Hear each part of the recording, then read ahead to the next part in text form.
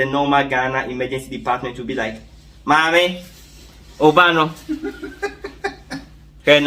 and all that. But, and the patient will be like, shut up! I said shut up! And you still have to be, okay, thank you. And yeah, so because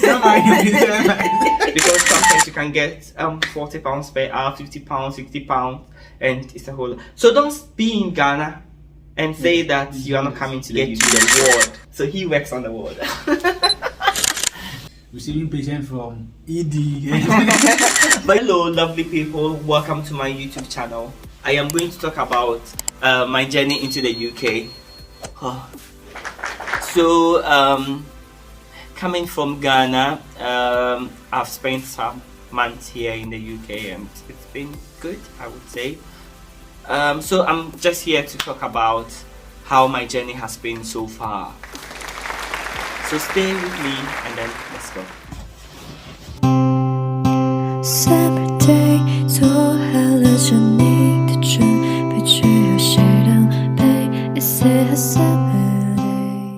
Good.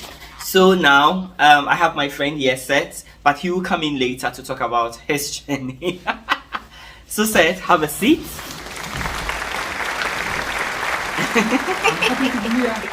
Good. So back in Ghana, I was working as an emergency nurse in one of the Chag hospitals. Good. And well, I did a lot of things, served patients, but coming into the UK, it's been a whole lot of things. It's been a whole lot of things, you know. But then it's been good in some way. So I applied. I did interview. I came to the UK. I'm caring for patients, good patients, but then the money is not coming enough as I expected. But then what can I do? So I have to just live with it, you know, because sometimes you can get £40 per hour, £50, £60, and it's a whole lot. So don't be in Ghana and say that you are not coming to the UK. You should, or you can say to pursue US or Australia. Good.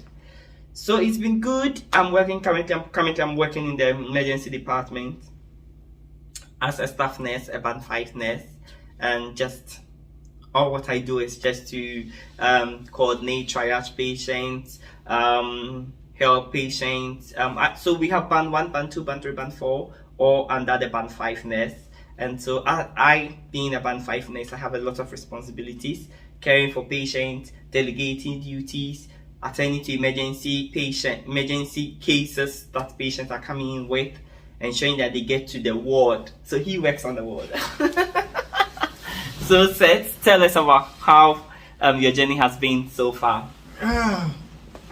It's been good. Let me say, you know, every journey starts with a step, as I always say.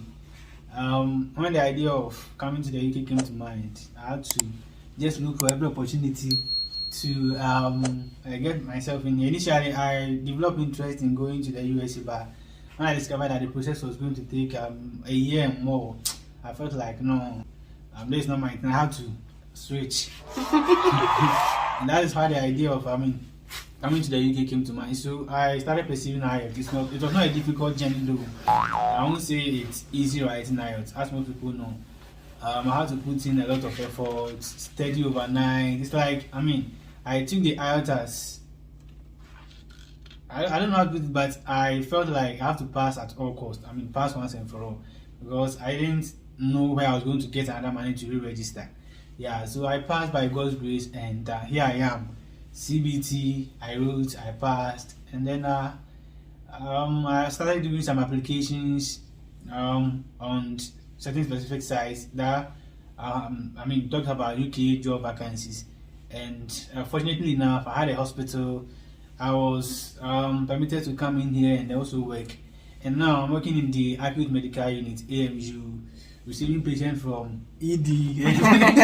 But you see, one thing about coming into the UK is that when you come into the UK, it's not all that grocery. So it's not like you are coming and then because you're a band 5, you are just there and doing just the paperwork. No, It doesn't work like that in the UK. You are doing nursing.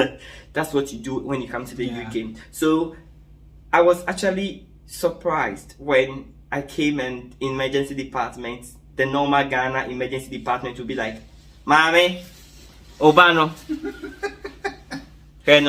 and all that. But here it is not like that. Here you have to be a nightingale. You have to be a nightingale, and you have to be like, please, are you okay? And the patient will be like, shut up! I said shut up! And you still have to be, okay, thank you. Yeah, so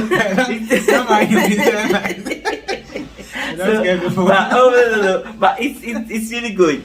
It's really good. Yeah, but that's not Ghana. But then the tennis, it's interesting. We have a lot of things that we have get to know. So where we are working at NHS as compared to the care home, I think we should do a video on care homes. But for NHS, it gives you that foundation for you to learn. So we have that preceptorship that when you qualify and you pass, you go through. So it's not like you are coming here with the Ghana knowledge to come and work. No. So they will give you what they have, and then you add your previous knowledge to it, and then that will groom you to become the perfect nurse. So that is it. And me being in the emergency department, there are a lot of things we do. We take blood, cannulate, triage the patient, and all those things. Alongside sending patient to the ward, we also try as much as possible to handle acute unwell adult and acute unwell child. And this is some of the things that we do. And also the bell. This is something that every nurse hates in UK, the call bell. But then, well, you have to live with it. You know, comparing the nursing in UK to that of Ghana, I would say, even though we are doing almost the same thing, but there are some advanced, procedures. I never had a chance to see when I was working in Ghana. And another thing I also got to realize is that there's more training here, no matter the category you find yourself. Okay, there are trainings each and every day, just trying to. They are just trying to equip you and embrace you with the modern style of nursing. And that is one thing I love. Because you're always getting new knowledge each and every day. When you get to the ward, comparing, I remember my first day on the ward. I was scared. Woo! It was like, things are quite different. Yeah.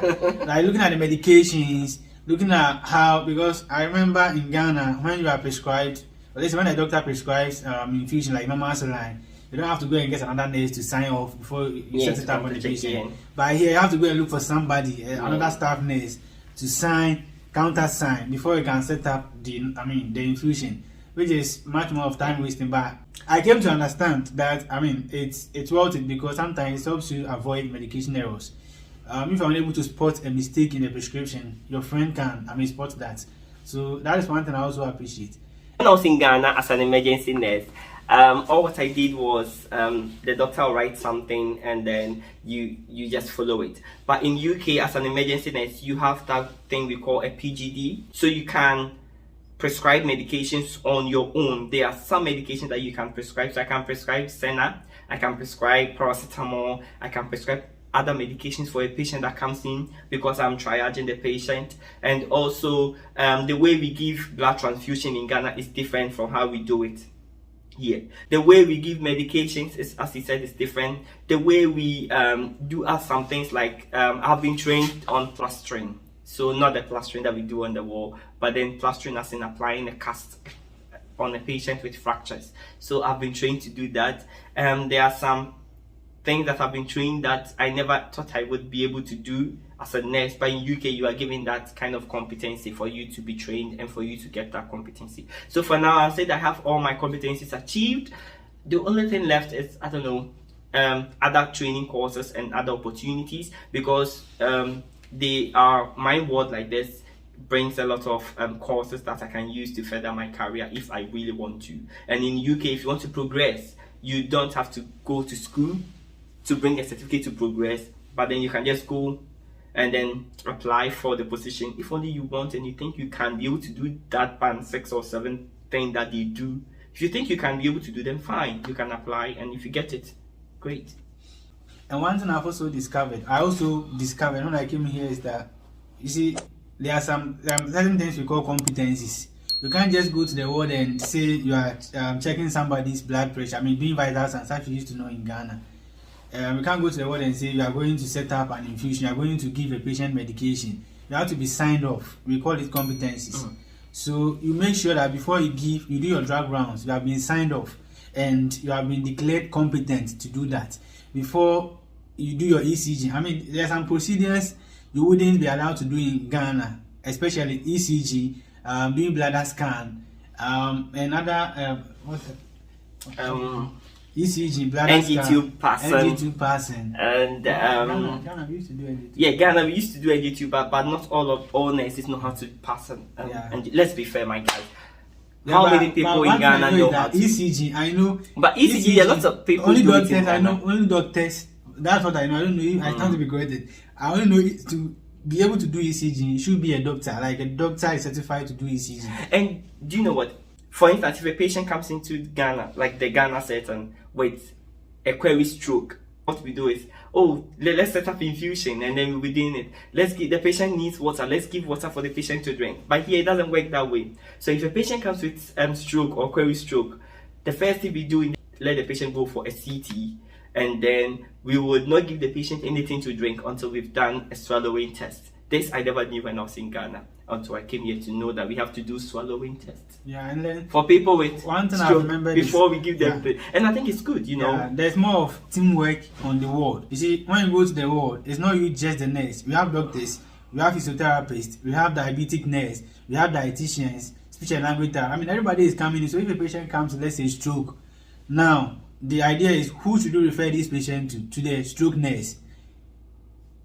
If a patient comes to diabetes, who should you refer this patient? So you'll be on the ward caring for the patient. It's like you see the diabetes nurse coming, you see the stroke nurse, physiotherapist. Everybody is coming to look after a patient. So it's more of teamwork. So at the end of the day, the nurse is the center of whatever is happening. Whatever plan the physiotherapist writes, whatever plan the doctor writes, whatever plan the diabetes nurse writes, is the responsibility of the nurse to make sure that that is executed. So it's like you are the center of a bigger team. And to me, I didn't see that in Ghana. It's much more of you and your colleagues, and then the doctor. Yeah, you will see a physiotherapist come in. I think in Ghana, when somebody needs to do an endoscopy, or endoscopy is in Kolebu behind stroke ward, but then let's say the patient needs an MRI or anything like that, or imagery, things like that. In Ghana, we have to tell Mommy, go to so and so, and we'll give you a date for you to go.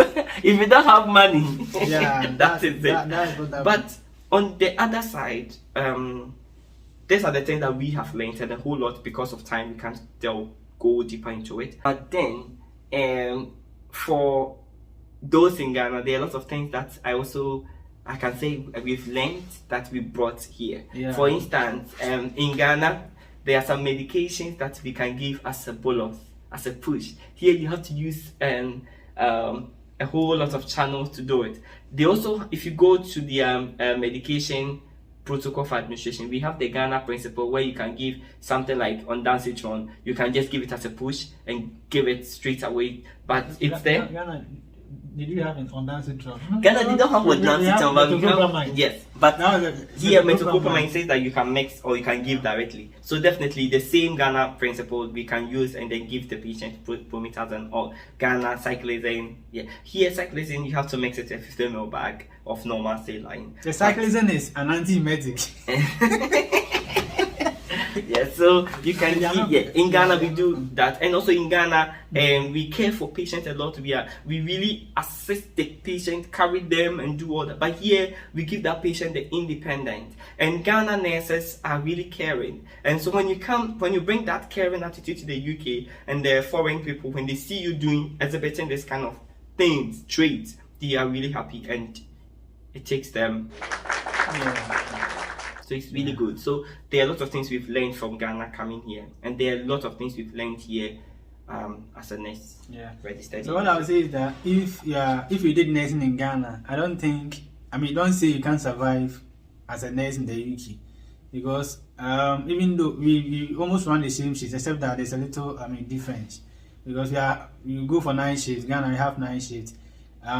So if you are here for the money, the whatever purpose for which you are coming here, you can achieve it, because Ghana, we've done a lot, and once we come here we don't struggle. Every Ghanaian here is working hard, trying to possibly take extra shifts so that at least he'll be able to meet up to the standard or the reason for which he or she came here. So so I think a lot of people keep asking about, especially for those that are already in UK, they keep asking, how am I going to get this competency? How am I going to get this competency? I've been here for so long, I can't get this competency. You need to speak to your line manager. You need to speak to them for them to tell you and for them to show you the process of getting it. For instance, if you don't know how, if you're a registered nurse and till now, and maybe you arrested, your pin is in for about a month and you can't give IV medication, speak to your line manager, let them book you for training and let them train you.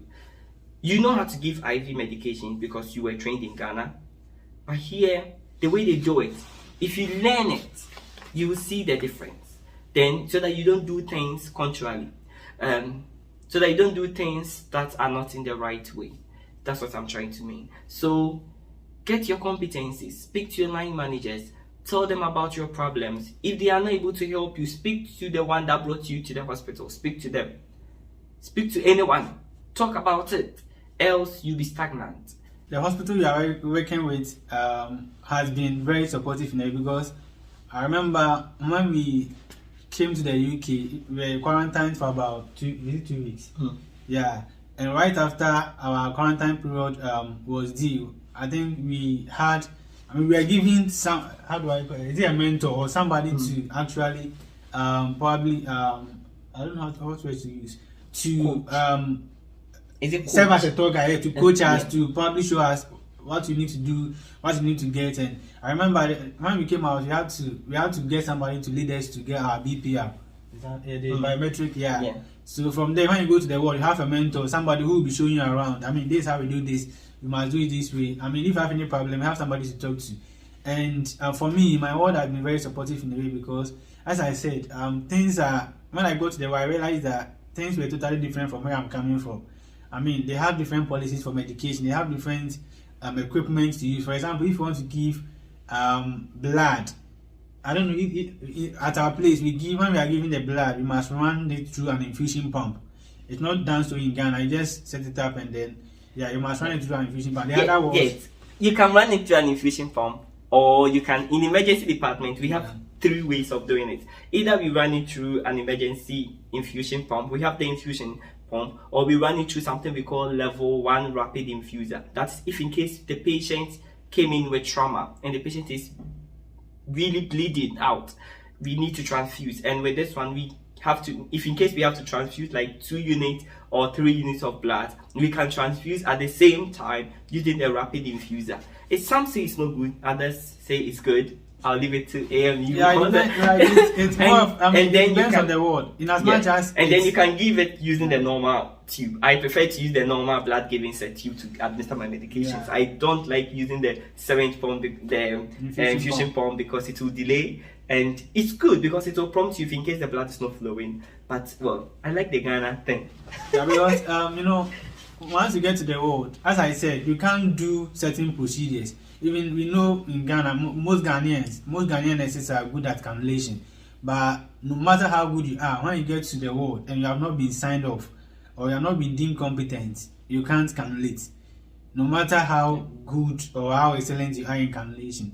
So you just have to make sure that is done. Now, turning that to the blood transfusion, in my ward, you just have to, we are told to give blood through an infusion pump. And one of the reasons is, sometimes, the blood is supposed to, you can give it within the space of 4 hours or probably 3 hours. It might happen that your cannula is probably is well fitted, but the patient in a way has bent the hand.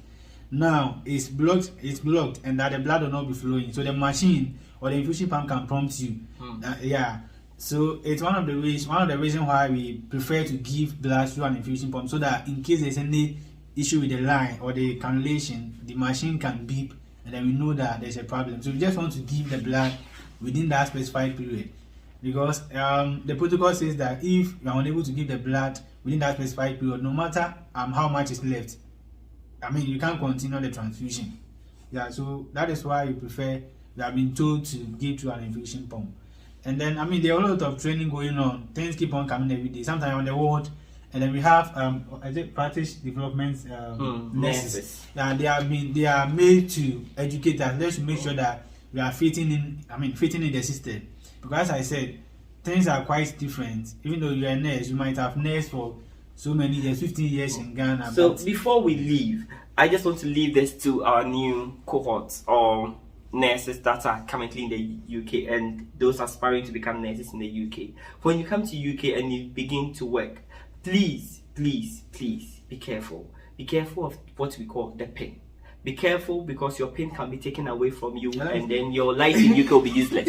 This is because Seth, let's say this. This is because the thing is that the most scariest word in the UK is your pin. You lose your pin and then data. No, data. No, you see, the thing is, listen. The thing is that if you are not careful, for instance, if I'm trying to bring a point, for instance, if you come into the UK, Ghana, we were trained that oko water na oye newer, na moye bibi ashe, na African and sister, mama suminya biye. But here in UK, no, it doesn't matter. If you have not been trained to do a specific task, don't do it. Don't do it because if something happens, you can lose your pin. Especially if you have the pin. But if one thing people don't know is that once you get to the UK, maybe you might have written your IELTS and then CBT. Now once you get here, you are not a certified registered nurse. You are a pre-registered nurse until you write your OSCE, pass, and then the UKNMC will issue you a pin. Now once you are a pre-registered nurse, you are working under somebody. So if you do a procedure and probably maybe there's a problem, the person will be held accountable. And most times, people wouldn't, I mean, the mentor or whoever you're working wouldn't want you to, or wouldn't want to put his pin at risk. So he won't let you do some of the procedures. You just observe. There are some who are so genuine and are willing to help. They will just observe you do it. So it depends on who you are getting. Some will just, you just be walking about, just trying to observe things. Yeah, until you get your pin, you become independent, and there you are responsible for whatever you do. So you just have to be careful. If you have not been signed off, you might have the pin, but if you have not been signed off as competent to do a procedure, don't try it. Yeah, don't try it. Because, as I said, one of there are two scariest words in the UK. You lose your pin, and then you'll be detest. So, when you say detest is more like reporting an incident. Let's say when you go to the ward and then you fail to check a patient's observations. Here we call it observation, but Ghana we are known to it as vital signs. Yeah. And let's say the nurse is taking the shift. If he or she thinks what you've done will affect the patient negatively and may affect the nurse, but he or she will be prone to data. For instance, as you were saying, let's say that I have taken up a ward and there's a patient that needs to go for an x-ray, but then the time the doctor requested the x-ray was like 5 hours ago and the nurse couldn't allow the patient to go and nothing was documented. The reason wasn't documented. If I'm coming to take over, I have to day test because I have to report the incident to my managers, to the internal managers, for them to see what he has done and for them to investigate him and his pen. And that is to make sure that you are not at fault. It's not your fault that procedure wasn't done. It's the nurse who handed over to you. So that's the general. So most times, just have to make sure that it can be anything. Because I can't remember. There was this when I went to the ward. There was this nurse who was supposed to give what is it called? Is it morphine? Through the patient has been declared end of life, and she was supposed to give morphine through the syringe pump. That's the syringe pump. The syringe driver. Yeah, through the syringe driver. And one thing that didn't happen was that I think she wasn't aware, but most time when the doctors prescribe, there are some that will come and tell you that I'll prescribe this medication so you can give to the patient. Others will just write on the prescription chart and then go. So if you don't take the prescription chart, it happens in emergency department. And then look at what has been prescribed, you end up not giving that medication. And when the nurse who is taking over from you comes, she might not be happy, and to save herself from losing her pin, she would want to detest you or just report the incident, so that when there's any issue, she won't be the person responsible, or she won't be the person to be called. So one of the scariest words is datism. That is why you just have to make sure that you are doing things right. And if there's something you didn't do or you couldn't do, just make sure you hand over. And because of this, I couldn't do this. Yeah. So and if you don't know anything, please ask. Ask. That's important. If you don't know anything, please ask. Ask questions. Please ask There's questions. no foolish question. There is no foolish question. Keep asking. Get a notebook as a newly registered nurse who have passed you. Also get a notebook. Ask questions. I wish I could show my notes when I went to the ward for the first time. I bought a book. There were some medication. In fact, the 90% of the medication I had not seen in Ghana. So I had to write them in my book. Whatever procedure, whatever way, like whatever condition, I have to write them in my book. So your first month or 2 months on the ward is like a learning curve. You are learning from different sectors because there are new medications. And immediately you become a registered nurse, you are on preceptorship. Know that you are on a preceptorship. You are to ask questions. So ask any question, because don't feel shy to ask a question, because at the end of the day, if you are done with that period of preceptorship, you are now so-called a responsible independent nurse. And you need to do something, and you are now asking. People would have it in mind that and again you are born what's not number is 2 years. So please, this is the time for you to once you are ask questions. Like don't spend about a year, 2 years and still, you can't know everything. There are some things you just have to ask, but not those common things that you are expected to know within the space of, let's say, 2 months or but in all, if you are not sure of anything, ask question. There's no stupid question. If the person feels to answer, fine. If he or she doesn't answer, you can move on to a different place. And also, don't forget to go for your break. This is very important. Go for your break, because I think there's something. On this break, in Ghana, you don't go for break. What happens here is when you are going for a 12-hour shift, especially if you are going for a 9 shift, you have 1 hour break. Okay, if you are going for a long day, like I think it's still 12 hours, you have 1 hour break, so you can probably divide that into 2, half an hour, depending on how you want to. But I think that's not so in Ghana. It's no break. So that's what happens. You have an hour break, especially if you are going for an early shift. I think it's just 30 minutes. Half an hour break. So but sometimes the world is too busy to the point that you even forget you have to go for break. But whichever way you should go for a break. Thank you very much for watching this video. See you in our next video.